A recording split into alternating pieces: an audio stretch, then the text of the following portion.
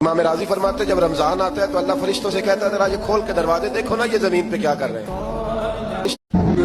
رمضان کا مہینہ ہے اپنے رب سے معافی مانگنے کا مہینہ، اس سے توفیق مانگنے کا مہینہ، اس کے حضور حاضر ہونے کا مہینہ۔ میں آپ کی خدمت میں عرض کروں، حضرت عائشہ صدیقہ فرماتی ہیں نبی پاک نے فرمایا صلی اللہ تعالی علیہ وسلم، جس سے اللہ نے قیامت والے دن حساب پوچھ لیا نا اس کے لیے مشکل ہو گیا۔ حساب بھائی یسیرہ یہ ہے کہ وہ مہربانی فرمائے اور فیصلہ جب کرے تو کرے ہی درگزر والا، فرمایا جا تجھے معاف کیا۔ رمضان کا خاص مہینہ، سحری میں بھی دعا قبول ہوتی ہے، افطار میں بھی دعا قبول ہوتی ہے، صبح سے لے کے افطاری تک بندہ ہر وقت عبادت میں ہوتا ہے، تراویح کے بعد بھی دعائیں مانگے تو وقت قبولیت کا۔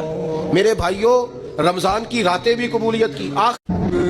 امام راضی فرماتے جب رمضان آتا ہے تو اللہ فرشتوں سے کہتا ہے ذرا یہ کھول کے دروازے دیکھو نا یہ زمین پہ کیا کر رہے ہیں۔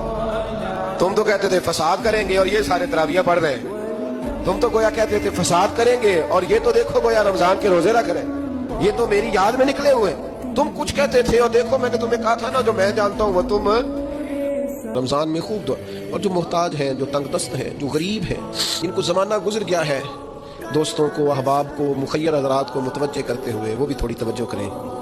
اس سال رمضان کے ماہ مبارک میں دنیا داروں کو چھوڑ کے رب کی طرف متوجہ نہ ہو، اس کریم کی بارگاہ میں اپنی ساری تکلیفیں بیان نہ کریں۔ بیمار بھی آئیں، مقروض بھی آئیں، تنگ دست بھی آئیں، بے اولاد بھی آئیں، کمزور بھی آئیں، تارے جھکیں، روزہ رکھ کے، تراویح پڑھ کے، قرآن پڑھ کے، اپنے سارے دکھ اپنے مالک کے حضور بیان کر کے اس ماہ مبارک کی ہر رات میں اس سے بخشش کا سوال کریں، رحمت کا سوال کریں، کرم کا سوال کریں۔ وہ بڑا ہی کریم ہے۔ حضور فرماتے ہیں رب کہتا ہے مجھے حیا آتی ہے میرا بندہ ہاتھ اٹھائے اور میں اس کے ہاتھ خالی واپس کروں، بس آنے کی دیر ہے۔ اور ایک مقام پہ اللہ کے حبیب علیہ السلام نے فرمایا بندہ جب اعتراف گناہ کر کے معافی مانگتا ہے اللہ فوراً ہی اسے معاف فرما دیا کرے۔ روزہ رکھ کے، تراویح پڑھ کے، قرآن پڑھ کے، رب کہتا ہے مجھے حیا آتی ہے میرا بندہ ہاتھ اٹھائے اور میں اس کے ہاتھ خالی واپس کروں۔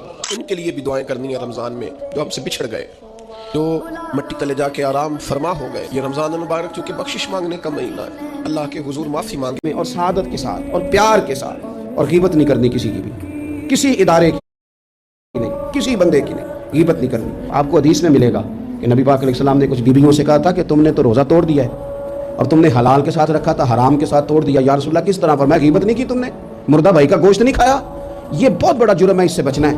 موبائل کم استعمال کرنا ہے اور مہربانی کریں کم خبریں دیکھیں، جو خبریں عورتیں پڑھتی ہیں ان خبروں سے بھی پرہیز کریں۔ کوئی ہم نے بڑا سال 11 مہینے سیاسی تبصرے کر لیے، کیا انقلاب آیا پھر ملک میں؟ تو رمضان کا مہینہ سیاسی تبصرے رہنے دیں، زیادہ وقت مسجد میں گزاریں، زیادہ وقت اللہ کے گھر میں گزاریں، زیادہ ٹائم آپ تلاوت قرآن پاک میں، استغفار میں، درود شریف میں گزاریں، ایک دوسرے کے ساتھ پیار کریں، ایک دوسرے کے کام آئیں۔ ایک چیز آپ نے نا پورا رمضان استعمال نہیں کرنی، وہ غصہ ہے۔ سارے روزے نا، یعنی بالکل عین افطاری کے وقت بھی کوئی بندہ غلط بات، برداشت کون سی بات کرنی ہوتی ہے؟ صحیح کہ غلط ہے؟ صحیح کو تو برداشت کرنے کی ضرورت ہی نہیں ہوتی، برداشت کرنی غلط بات ہوتی ہے، اس کو سہنا ہے، اسے کہنا یار روزے ہیں، رب کی رحمت برس رہی ہے، جہاں میں نے تجھے اللہ کی رضا کے لیے معاف کیا۔ اور ذہن میں حدیث رکھنی ہے کہ حضور نے فرمایا تو رب کے بندوں کو معاف کر اللہ تجھے معاف فرمائے گا۔ رمضان شریف میں اور سعادت کے ساتھ اور پیار کے ساتھ، اور غیبت نہیں کرنی کسی کی بھی، کسی ادارے کی نہیں، کسی بندے کی نہیں، غیبت نہیں کرنی۔ آپ کو حدیث میں ملے گا کہ نبی پاک علیہ السلام نے کچھ بیویوں سے کہا تھا کہ تم نے تو روزہ توڑ دیا ہے اور تم نے حلال کے ساتھ رکھا تھا حرام کے ساتھ توڑ دیا، یا رسول اللہ کس طرح؟ فرمایا غیبت نہیں کی تم نے۔ 27 سال شوہر چلا گیا واپس نہیں آیا۔ ایک تابعی بزرگ تھے حضرت ابو عبد الرحمن فروغ صاحب تاریخ بغداد نے لکھا وہ جہاد پہ چلے گئے، 30,000 دینار اپنی بیوی کو جاتے دفعہ دے گئے، کہنے لگے لو پاس رکھ لو، اور بیٹا بھی ماں کی گود میں ہی تھا، کچھ نے لکھا پیدا ہو چکے تھے، کچھ کا کہنا ہے کہ ان کے جانے کے 1-2 ماہ بعد بیٹے کی ولادت ہوئی، اور بیٹے کا نام کیا ہے؟ ربیعہ بن ابو عبد الرحمن۔ اور یہ بیٹے وہ ہیں جو حضرت امام مالک جیسے لوگوں کے استاد ہیں، حضرت حسن بصری جیسے لوگوں نے ان سے پڑھا، خود جہاد پہ چلے گئے۔ آج تو فوجیوں کی نوکری ہے نا جی، ان کا یہ نظام ہے کہ وہ جاتے ہیں، انہیں تنخواہ ملتی ہے، چھٹی پہ آتے ہیں۔ اس زمانے میں یہ تھا کہ مال غنیمت سے حصہ ملتا تھا، اور فتوحات کا یہ طریقہ تھا کہ یہ علاقہ فتح ہوا تو آگے چلے گئے، وہ فتح ہوا تو آگے چلے گئے، وہ فتح ہوا تو آگے چلے گئے، کسی نے لوٹنا ہے تو پابندی نہیں تھی، لوٹ سکتا ہے۔ کچھ لوگ جہاد میں ہی رہتے تھے۔ حضرت ابو عبد الرحمن فروغ 27 سال جہاد میں رہے، 27 سال۔ یہاں تو خاوند باہر ہو تو بہت ساری عورتیں کہہ دیتی ہیں کہ تیرے ابے نے نظر پیسے کمائے، مصیبتیں تو ساری میں نے دیکھی ہیں، معاذ اللہ۔ بعض جگہ، سب نہیں لیکن بعض جگہ کہہ دیتی ہیں کہ وقت تے سارے میں کیتے۔ 27 سال شوہر چلا گیا واپس نہیں آیا، 30,000 دینار دے کے چلے گئے۔ 27 سال کے بعد خیال آیا گھر کا، اب بیٹا محدث بن گیا، عالم بن گیا، اور کمال یہ کہ رہتے کہاں تھے؟ حضور کے مدینے میں، مدینہ النبی میں، مدینہ منورہ میں صلی اللہ تعالی علیہ وسلم۔ اور ان کے صاحبزادے حضرت ربیہ یہ مسجد نبی میں حضور کی مسجد میں بیٹھ کے نبی پاک کی حدیث پڑھایا کرتے تھے. آئے گھر, دروازے پہ دستک دی, صاحبزادے نے دروازہ کھولا. نہ باپ بیٹے کو پہچانتا ہے نہ بیٹا باپ کو. جناب ابو عبد الرحمن اندر داخل ہونے لگے تو صاحبزادے نے کہا بوڑھے میاں میرے گھر میں بغیر اجازت کے کیوں داخل ہو رہے ہیں؟ تو وہ کہنے لگے تو بتا تو نے میرے گھر پہ قبضہ کیوں کر رکھا ہے؟ اب جب بات زیادہ بڑھ گئی تو دونوں جانب سے لوگ جمع ہو گئے, شور اٹھا تو اندر سے والدہ نے سنا, پردہ سرکا کے دیکھا کہ میرے شوہر آ گئے 27 سال کے بعد. 27 سال کے بعد آپ اپنے صاحبزادے سے کہنے لگے بیٹا ان کو اندر آنے جو تمہارے والد ہیں. بڑا روئے باپ بیٹا, بڑا روئے. ماں اور بیٹے کی محبت کا بھی اندازہ نہیں, پر قرآن پاک پڑھے نا تو دو مثالیں باپ اور بیٹے کے پیار کی بھی ملتی ہیں. ایک حضرت یعقوب علیہ السلام کا جناب یوسف سے پیار, اور ایک حضرت ابراہیم کا حضرت اسماعیل سے پیار, اور جناب اسماعیل کی جناب ابراہیم کی فرما برداری کی مثال. اس کا بھی جواب کوئی نہیں. باپ اتنا رو رہے ہیں اور بیٹے کی یاد میں, اس کا بھی اندازہ کوئی نہیں کر سکتا. باپ بیٹا مل کے بڑا روئے. عصر کی نماز کا وقت ہو گیا. حضرت ربیہ جو محدث ہیں وہ وضو کر کے مسجد شریف چلے گئے.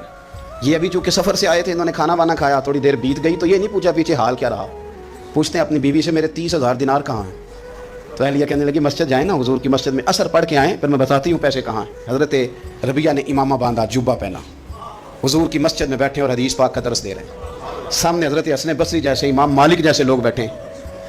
حضرت ابو عبد الرحمن فروغ جو ان کے والد تھے, عصر کی نماز پڑھ کے نا تو پوچھتے ہیں ایک شخص سے یہ کون ہے نوجوان کالی داڑھی والا, عمر زیادہ نہیں پر کس طرح شوق سے حضور کا دین بیان کر رہا ہے, کون ہے؟ تو بتانے والے نے کہا کہ حضور ایک نا ابو عبد الرحمن نام کے بزرگ ہیں, وہ 27 سال سے جہاد میں گئے ہوئے ہیں, یہ ان کا بیٹا ہے. یہ سنا کہ میرا پتر اتنا بڑا عالم, چھم چھم آنسو بہے, داڑھی بھر گئی آنسو. حضور کی مسجد میں تشکر کے آنسو, خوب روئے خوب روئے.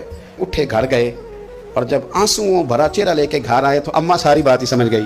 کہنے لگی دیکھا ہے وہ بیٹے کو حدیث پڑھاتے, اب پتہ چلا میں نے آپ کے 30,000 دینار کہاں خرچ کیے, میں نے آپ کا پیسہ ضائع تو نہیں کیا.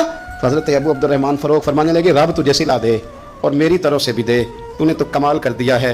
حدیث تیرا بیٹا پڑھا رہا تھا اور قد میرا اونچا ہوتا جا رہا تھا, سبق تیرا بیٹا دے رہا تھا اور یوں لگ رہا تھا کہ درجے میرے بلند ہو رہے ہیں. تو ماؤں نے کمال کیا, انقلاب کیا, بیٹیوں نے بہنوں نے دین کے لیے ہمیشہ اپنا کردار پیش کیا.